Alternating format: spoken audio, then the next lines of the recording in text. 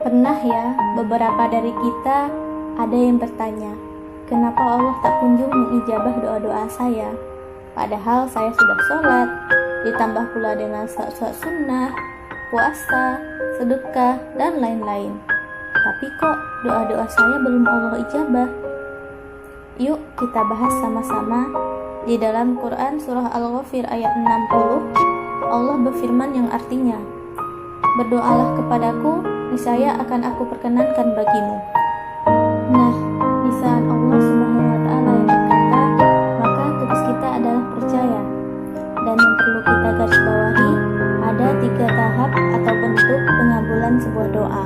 Yang pertama, doa tersebut dikabulkan oleh Allah Subhanahu wa Ta'ala sesuai dengan permintaan kita dalam waktu segera. Contohnya, si sakit memohon kesembuhan, lalu Allah sembuhkan. Yang kedua, doa tersebut ditunda pengabulannya. Tentu saja pasti karena Allah lebih tahu yang terbaik untuk hambanya dan kapan waktu pemenuhan doa tersebut. Maulana Habib Muhammad Lutfi bin Yahya pernah memberikan sebuah gambaran di hadapan muridnya. Ada orang tua yang pulang ke rumah dengan membawa oleh-oleh makanan yang disukai oleh anak-anaknya. Melihat hal itu, sang anak bergegas meminta makanan yang dibawa oleh orang tuanya.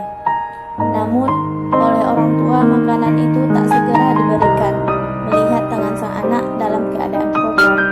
Bukan karena sang orang tua tak mau memenuhi permintaan anaknya, ia hanya ingin anaknya membersihkan dulu tangannya, sehingga ketika makanan itu diterima dan dimakannya, tidak berdampak negatif baginya. Demikian Habib Lutfi menggambarkan. Nah, demikian juga dengan penundaan Allah. Mungkin bila doa kita langsung Allah ijabah, akan besar mudaratnya daripada masalahnya untuk diri kita. Contohnya, ketika kita minta sukses dan kaya, Allah malah memberi kegagalan. Barangkali kegagalan semakin mendekatkan kita pada Allah. Kita lebih taat, kita lebih suka membantu orang lain, dan kita lebih banyak menghabiskan waktu untuk hal-hal yang lebih berarti. Dan sebaliknya, bisa jadi bila Allah ijabah doa kita segera, bisa jadi malah semakin membuat kita lalai. Kita suka hura-hura dan bahkan mungkin berani mengatakan, ini semua karena usaha saya. Astagfirullah. Lagi-lagi Allah tahu yang terbaik dan waktu terbaik pengabulan sebuah doa. 3. Doa tersebut dikabulkan dalam bentuk lain. Hal ini bisa terjadi mungkin di dalam doa itu tidak ada maslahat dan malah mendatangkan kemudaratan. Kemudian Allah menggantinya dengan yang lebih baik dari yang si hamba minta.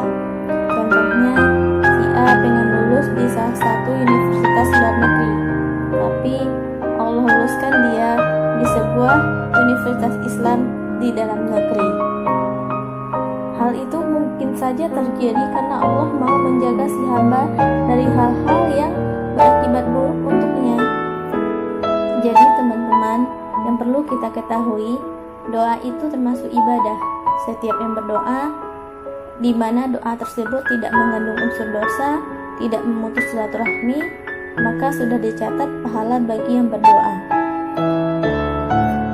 Dan kepercayaan yang perlu kita kuatkan lagi yaitu, pasti Allah ijabah setiap doa.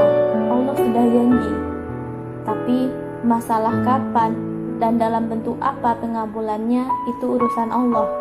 Yang terpenting selalu berprasangka baik kepada Allah dan meyakini Allah tidak mungkin menyakiti hambanya. Terakhir, bisa jadi ketika doa-doa kita belum Allah ijabah, kita sedang dihujani pahala doa dan pahala sabar. Jadi semoga kita tidak termasuk orang-orang yang gagal berprasangka baik kepada Allah Subhanahu wa Ta'ala. Terima kasih.